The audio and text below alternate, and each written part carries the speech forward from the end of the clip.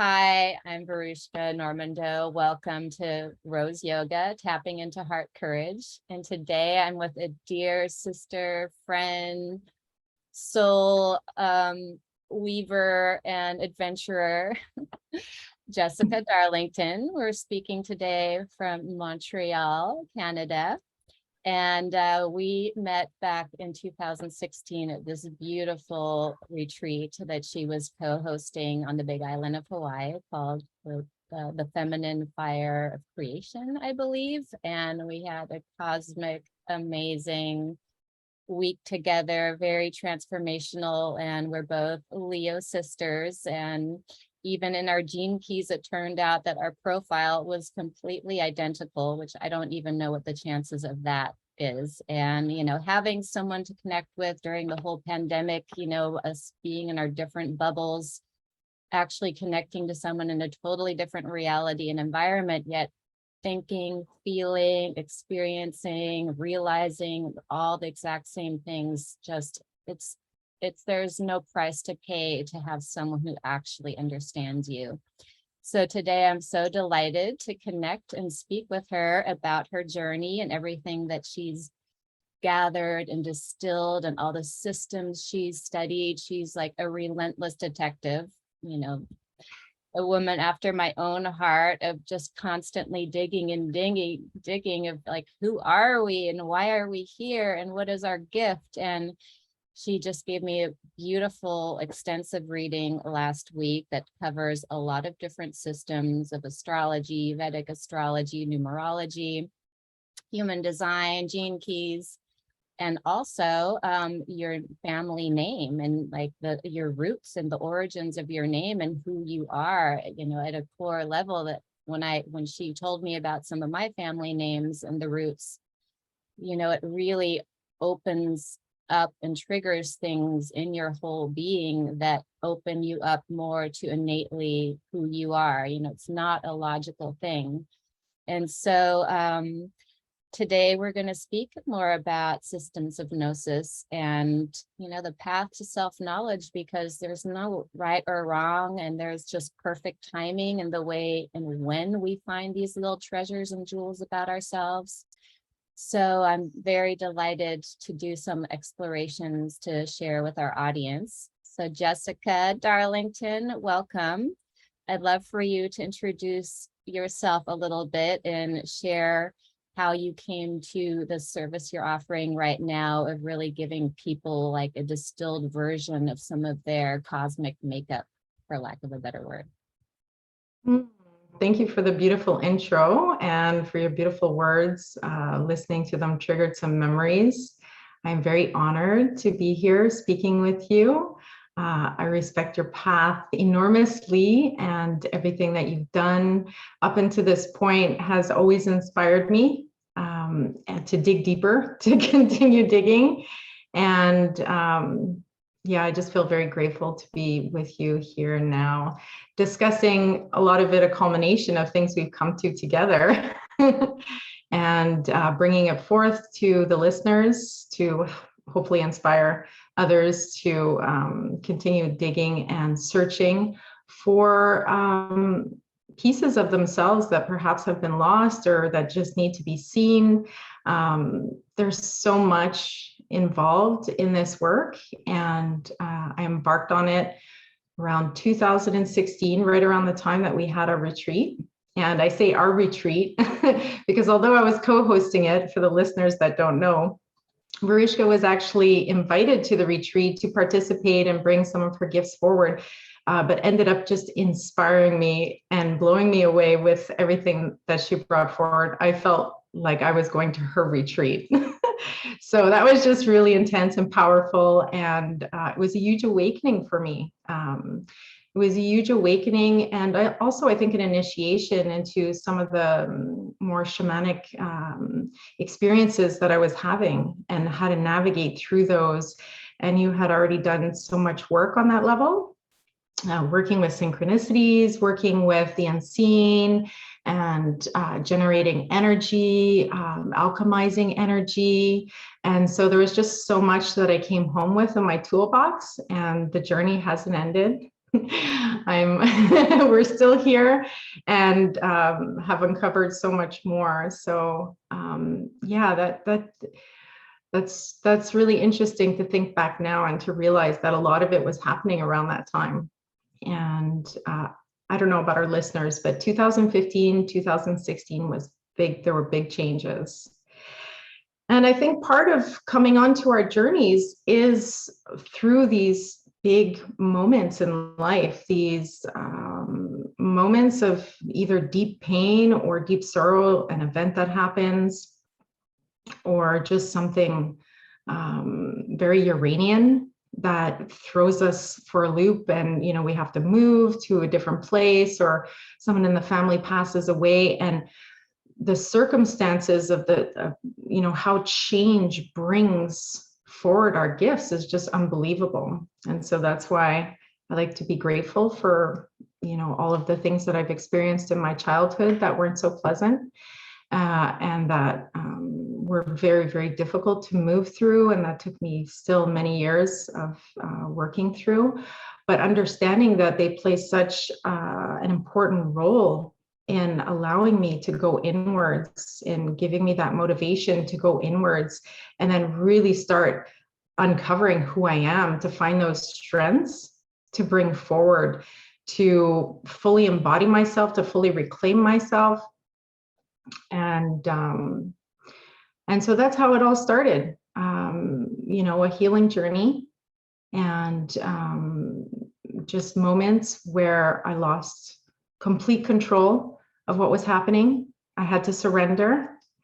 And then following the trail and meeting beautiful people and beautiful women, beautiful techniques along the way. And then just sort of, whatever I was really inspired by, go and research and fully invest a really good amount of time in seeing what the structure is, what the system for healing is, or the system for gaining greater knowledge and wisdom about ourselves is.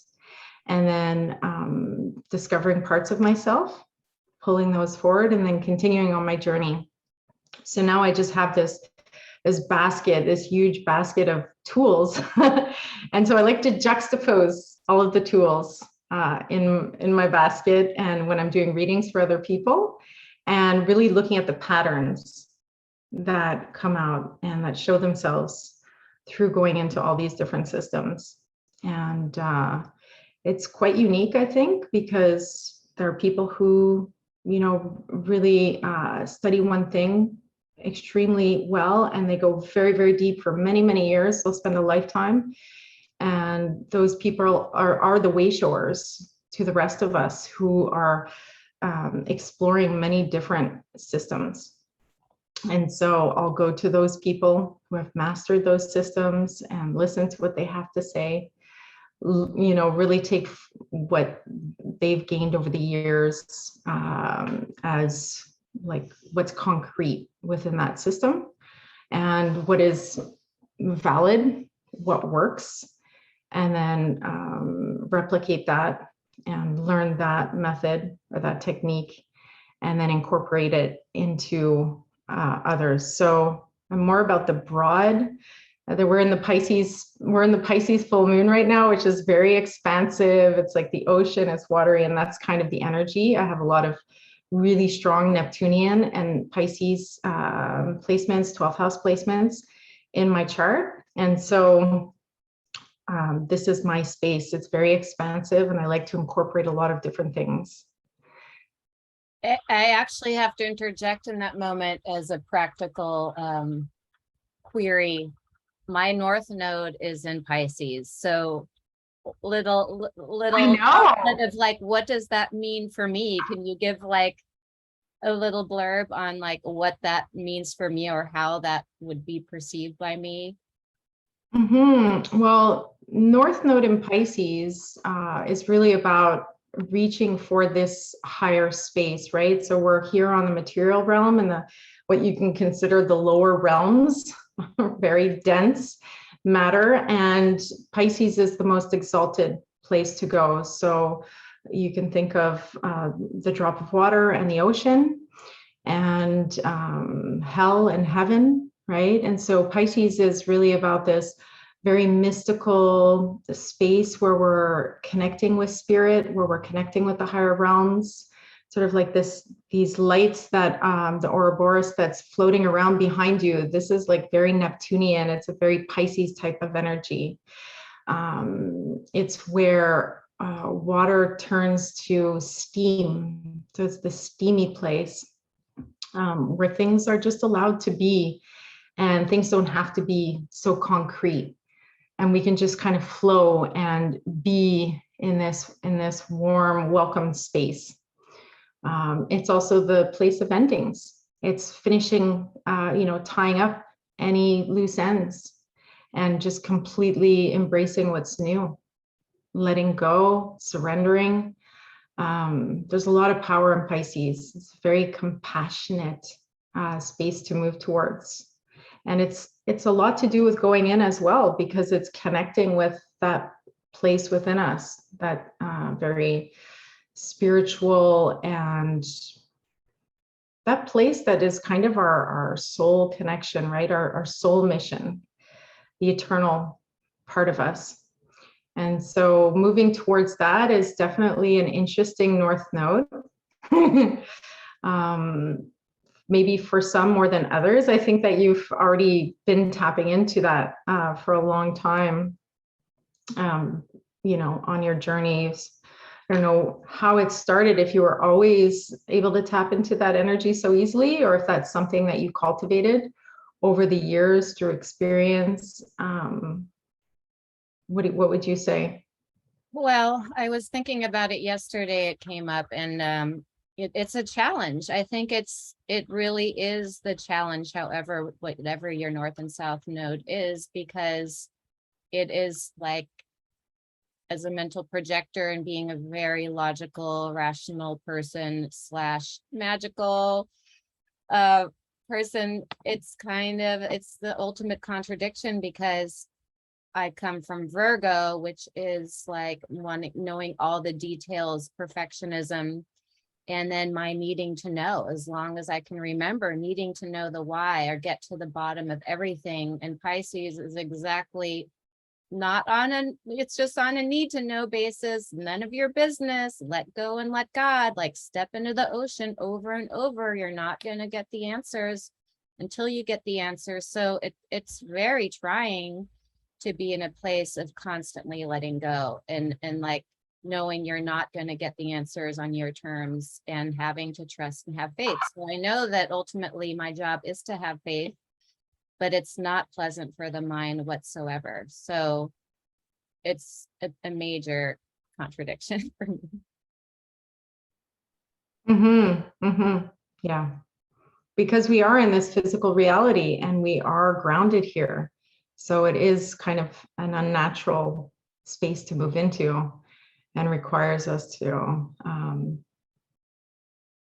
detach. Yeah, we have a lot of expectations, and there's a lot of things holding us down to very rational way of functioning. So it's natural, but I think it's a really beautiful place to be heading. And I think that you've been bringing that forward well with the people that you're connecting to. The people that you bring forth on the podcast as well have been really interesting, and they're all kind of people who tap into this space very easily as well. So you're definitely in your element. It takes time, and it takes letting go and trusting, that's for sure. And then, it does get fun. It does get fun when you know that you can't know, and that you're just going to be open to receiving and surrender to that flow. And I just welcome the universe, like, please blow my mind in a good way. And I call it that sneaky little universe then, because often the outcomes I brace for never happen. It's something so beyond what I could have imagined, and it's always way better or more interesting. And then often if nothing happens, it's usually for the best too, instead of like missed opportunities or taking it personal, just really knowing that we get exactly what we need. I think that's very important. And that's why I had mentioned before the podcast what was coming up for me in terms of sharing some of the things that I wanted to bring forward. and the gifts that I offer people is the relevance of synchronicity and how that plays into like the law of correspondence and the systems that we might tap into, to gain information about where we should go, what we should do next. And it's sort of playing into what you're talking about, how we have to surrender, because if we trust the path, then we understand that whatever's unfolding is unfolding for our highest good. And we can create things and build things and bring them forward, and they have power and they can move and do things in the world. But sometimes we're just not meant to do certain things. We're just not meant to interact with certain people, and that is within the divine blueprint. It is, we cannot change it. So in Norse mythology, it's the web of weird, and the Norns are weaving our fate. And there are certain things that are just set in stone. And that's what we can see often in astrological charts, especially now that I'm learning a little bit about Uranian astrology. It's a lot to do with predictive astrology, and it's very scientific, very mathematical. And it was used during the war, actually during World War II, to fight back against what was going on, and to be able to predict where bombs were going to be thrown, and a whole bunch of, so it's very, very scientific. And in that sense, it is that way. I believe we can tap into that information and see how certain things are just predestined, and those things are sort of unchangeable. And surrendering to that, when we feel it in our bodies and when we see it in our lives, and understanding, you know what, this isn't, I'm not supposed to go there today, or I'm not supposed to be interacting or building a project with that person, and just really surrendering to that, and knowing that it is, this is just the way things are, and it's part of the divine blueprint. Is it feels very good, right, to be able to get to that place where we can do that and understand that certain doors aren't meant to be opened. And then move where the energy is flowing. And when we're moving where the energy is flowing, there's a beautiful synchronicity, dance of synchronicities that I find begins to emerge. And where the synchronicities are the strongest is where I feel the universe is confirming to me that I should be here, that I should be doing this. And it's like a feedback loop, right? So I'll put my energy into something, and then the universe will speak back to me and say, yes, yes, yes. And then sometimes the universe will say no. And when the synchronicities start getting, start getting bad, or start getting going down the wrong direction, that's when I have to sit back and tune back into myself and find the path again. So it's interesting that you're bringing that forward. Yeah. But what do you mean by when the synchronicities aren't good? That's how I just heard it. Like how? Often you've been on a path where you've really surrendered, especially, since I've known you, you've really been working hard at surrendering to your path, to your destiny, and to your gifts. And I think that brings a lot of synchronicities into your life. But you also have the sight, you have that shamanic understanding, that shamanic vision that allows you to see them. So it depends on, how the person is hardwired. Some people can't really see synchronicities, even if it was right in front of them, they just wouldn't make the association. So first off, you have to have the sight, and you have that sight. And then by surrendering, the universe is speaking back to you and, encouraging you to continue on your path. So you might not have experienced the negative synchronicities as much, but if you can imagine something traumatic happening, so you're very tapped into the juicy space of the universe, you're having a constant conversation and dialogue with it, and then all of a sudden, something like a car accident happens, or the loss of a loved one, and it just comes out of nowhere. Those synchronicities, because we are partly co-creating them with the universe, can start to mirror back to us our greatest fears, the depths of pain and suffering. and the depths of, certain nightmares that we could be living. Right. So I've experienced that, so I can speak of it. Right. And I think this is where I've been investigating this dance with the universe. And, we want to keep on having beautiful experiences and still at the same time ensuring that we're affecting, ourselves and the world in a way that is beneficial for everyone, where we keep on evolving and growing in awareness and in truth. And, but at the same time, create this beautiful experience for ourselves. And so bringing certain elements, every little minute movement that we make is altering the web and is interacting with the universal web of life. And so bringing small little elements to the table, such as when you're bringing offerings, like at Mauna Kea, where you'd bring offerings to different places. It could be, it could be places that offerings were brought for thousands of years, which makes them even more powerful, right? And then by doing that, we're altering the web of weird in our little way, and then the universe responds. And so I think the more powerful the place is, the more powerful our intentions are, the more tapped in we are to the emotion and to the intention, the more that we can create synchronicities on our lives based off of those small little movements. I don't know if that answers your question. I just kind of went off on Yeah, no, it's fine.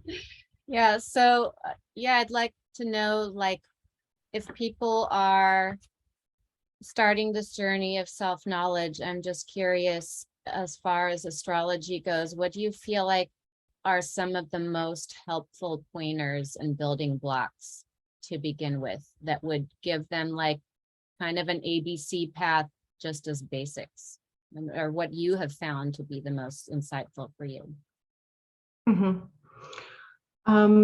Well, transition into answering your question and transition out of synchronicity by explaining how synchronicity interacts with technology.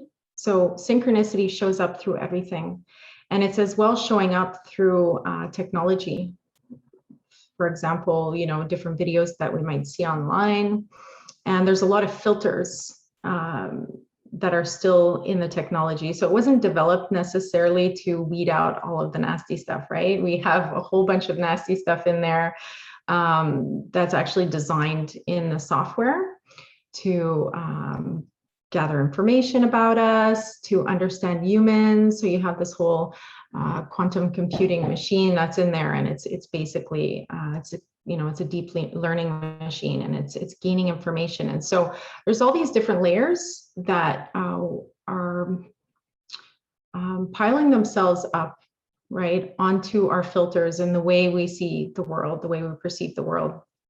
So I think the first step in getting to know ourselves isn't necessarily a system. It's really eliminating all of these distractions and all of these layers that might be interfering with our ability to tap into ourselves and to truly start to feel our energy. So I think it starts with feeling. And so doing a digital detox, taking time away from television, taking time away from just anything that might fill our minds with information, and then spending a good month or two, or at least I'd say 3, tuning in. And it could be, you could use journaling, for example, sitting quietly in meditation, doing yoga, doing stretching, anywhere where we're tapping into the body, going for walks, right? Just with nature, where we're alone with ourselves and we're able to start reflecting inwards. I think that's the first step on the journey. And then it kind of builds from there as we go deeper and we want to learn more. That's not for the faint of heart. I think it has to start that way, though. I don't think it's possible it just makes it very difficult to even start feeling ourselves, Mhm. to feel our own feelings, to hear our own thoughts, because we have so many distractions. Yeah. Well, for some reason, this, as you're speaking, this is reminding me, I have a lot of synchronicities, but somehow this is bringing up the topic of intention meeting synchronicities. And while you were sharing about, getting rid of distractions, and made me, I'll tell a little story right now. I've been living on Lake Shasta for the last 9 months and I feel like the message of Mount Shasta has always been like, I'm like, why am I seeing people talk about, oh, the mountain is making them stay, or, what is this thing? Like usually people stay places because of community or work or a relationship. But here in this neck of the woods, people are like, oh, well, the mountain still wants me to stay. And like right from the beginning, I'm like, what is it about the mountain for me?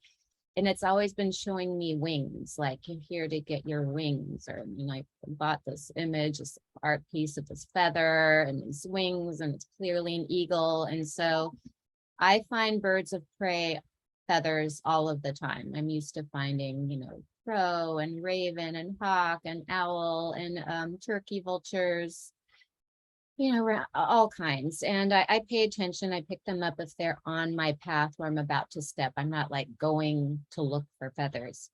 And I have seen a few bald eagles around here, but very rare and very few and far between. And so I have been knowing like there's something about the eagle. And then I've been seeing more and more and more symbols of it, on the top of a flag, on the back of some trash box that I find on nature, like, oh, here's the eagle, and all these different forms.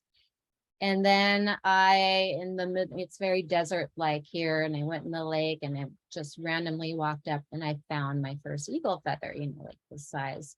And I'm like, is this an eagle feather? I don't know. And then 5 minutes later, a bald eagle flew over me. And I was like, thank you for confirming. And now I only find eagle feathers. The last 6 weeks is just out of control. Like, I find little ones, I find medium ones, but usually it starts that I find big ones. So I have a collection of 10 really big ones. And then I went swimming the other day, and I feel so fulfilled. I'm not looking to up the ante. It's like every time I find one, I just go into the present moment. I'm just like, I can't believe the abundance. Like another one, like I don't even have a goal or what I'm going to do with them. I just collect them. And I went swimming the other day and I walked by this water. I was looking by this little bay and I was looking in, and it was beautiful. And I dove in, and then I saw this little feather floating on the surface. So I'm like, oh, I'm going to go swim out to get it. It was this cutest little feather, and I stuck it on my forehead because I needed to swim. And I swam back, and I walk out back to this bay. And suddenly I see there's a feather, the biggest one yet, floating right there. And it was there 5 minutes before. I just didn't see it. But somehow even me, the act of taking the motion to go get that other feather, as little as it was, and feeling delighted about it, somehow this feather appeared. It might have been there before, but it was perfect, the biggest one yet. And anyway, I have found 2 more large ones since, 10 altogether in one day with every kind of size. So I just wanted to share, because sometimes, we have like a message or an inkling in this intention, and we make a bond with that intention, but we don't have any physical proof yet. It's taken 9 months for me to even have this encounter. And what does it mean that they're only eagle feathers now? So yeah, that just came to mind in what you were sharing. Thank you for sharing. Yeah, it's a very interesting story, and I love hearing your synchronicity stories. And I know that they happen often and all the time. And to me, that's just, you're tapped in and you're living, you're very connected, right? To me, it's a sign of being connected with ourselves and with the universe. And I had learned about a part of the brain called the reticular activating system. So I went into the scientific side of it. I've been, studying all angles on this stuff. And the reticular activating system, it's not only something that's fun to say, reticular activating system, but it has a really important purpose. Throughout time, this part of our brain would assist us, especially when we're hunters and gatherers, and we didn't have the sophisticated, societies that we have now. We really use this part of our brain to weed out what was poisonous from what was like poisonous berries from the good berries. And this part of our brain is what allows us to focus in on specific things and to ignore other things. And so when we're creating synchronicities, we are generating an energy, we're generating a focus into one specific area. And that part of our brain, along with a whole bunch of other things, including our soul and our connection, the feedback loop with the universe, is then weeding out all these other things so that we can start to hone in on that one thing and bring it close to us. And once we become aware of this process, we can do just as you mentioned in your story, begin to create the circumstances to have these experiences with the eagle feathers and to see eagles more often. And because our brain is really, we told our brain to start paying attention to that. And it's going to, like you said, really hone in on it. And this is why someone can walk right by the most magnificent, mystical synchronicity of their lives, right? And just not notice it because their brain hasn't been given the instructions to start paying attention. And then once we're paying attention, then, whoa, not only, paying attention pays off and I get all these, a lot of inspiration comes from it, motivation, and also information and knowledge about which direction I should take in life, sort of to help us make better decisions for ourselves. But we can also start playing with it consciously. And once we start playing with it consciously, we can play with it together. We can even start working on things and generating energy together. And so I think groups that have really tapped into this esoteric knowledge do use this information to begin to generate what they want from the environment and interact with larger environments this way. So now we're going down, this is like a whole other topic, but this is, there's different names for it, right? So synchronicity is kind of like, synchronicity is the cute name for it, but the study of it is very real. And we can go down the scientific route and we can start discussing, even just, for example, through social media or through television, right? Marketing, all of these use the same science. And it's just kind of wrapped up and fashioned in a different way for different cultures and different types of people using it. Yeah. Yeah. And so is there anything that you want to bring forth around the synchronicities? I know this is something we've been in dialogue with for a while, as far as inviting people to co-create or pay attention. Like, what are some of the ingredients of importance here? I think the first one is to really be tuned into ourselves and to do that work where we're getting to know ourselves, we're eliminating a lot of the distractions, and then to do healing work, right? We all have had different events and traumas in our lives, some more than others, that have affected our ability to see clearly in the world, because that we have all these different layers that got piled onto us and piled onto our lenses of perception and our emotional body. And so doing the healing work, getting to know ourselves, doing the healing work, and then really digging deeper into the ancestral stuff. Who are your ancestors? What did they bring to the table? What is in your blood? What sort of gifts are in your blood and in your DNA? And I think doing that work allows us to generate clear perceptions and allows us to use synchronicity on a whole other level to a greater benefit. And so that's what I would say in response to that is the clear, the more we do that work, then the clearer our perceptions, and then the more fun it gets with the synchronicities. Because the synchronicities will mirror back to us what it is we need to heal, what it is we need to work on, what it is we need to focus on. And so depending on what, is in between ourselves and what kind of emotions are there, blocks that we might have, it's first going to keep us moving in that direction to clear that out. And then it's like a Russian doll. Basically, there's always a deeper level to it.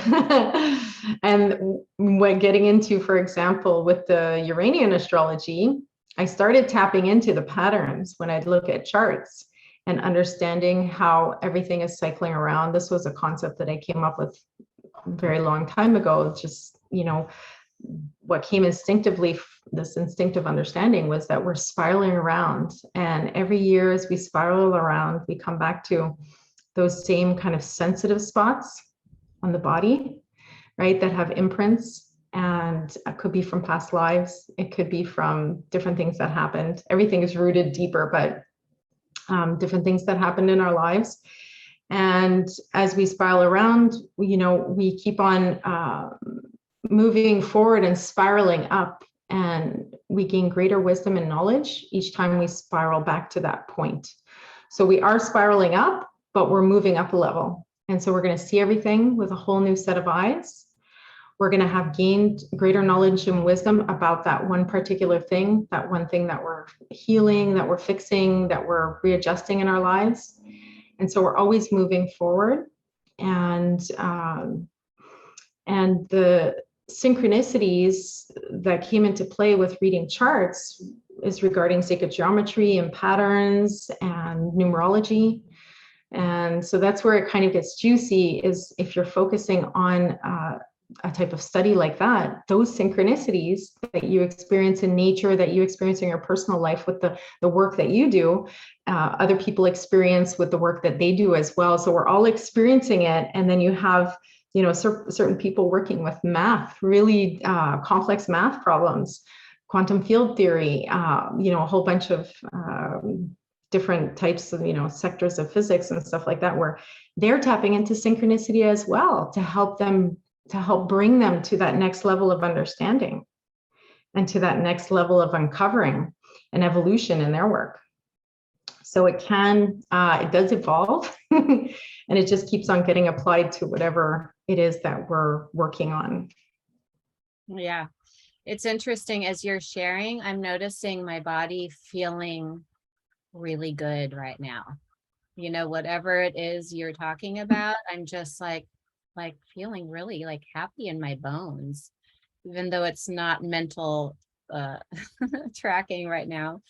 So I have a question with you, kind of toward wrapping up our little first convo here, is what do you feel like has helped you the most in finding about how you operate, like your owner's manual? Like, what can you share something really personal about yourself, like how you've identified your true north, or what your unique thumbprint is in this world that's really, help your own navigation system, your personal navigation system?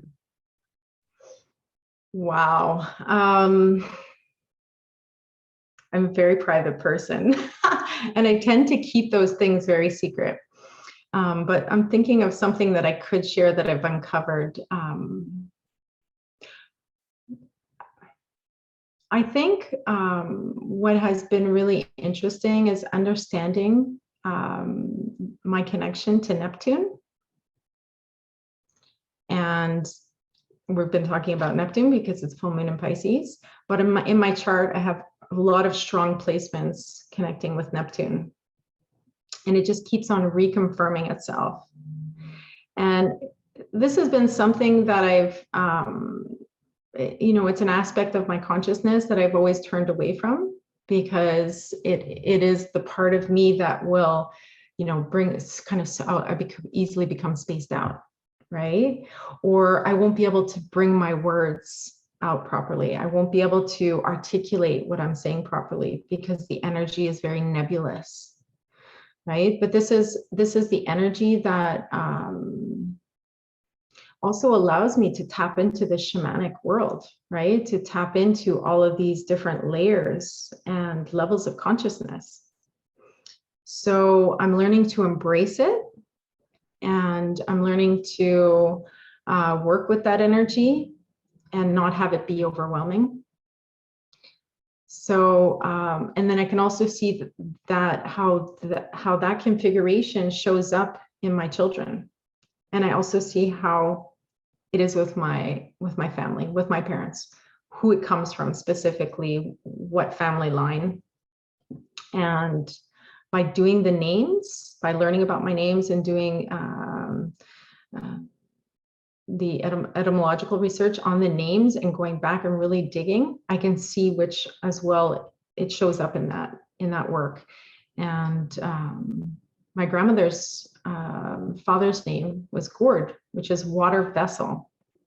And so it shows up there as well. And so, we can kind of begin to put together this larger vision of who we are based on all this information, and begin to explore it with joy, right? To really appreciate what those aspects of ourselves are bringing to the table, instead of just seeing kind of the negative aspects of it, and really going, what are the gifts of Neptune?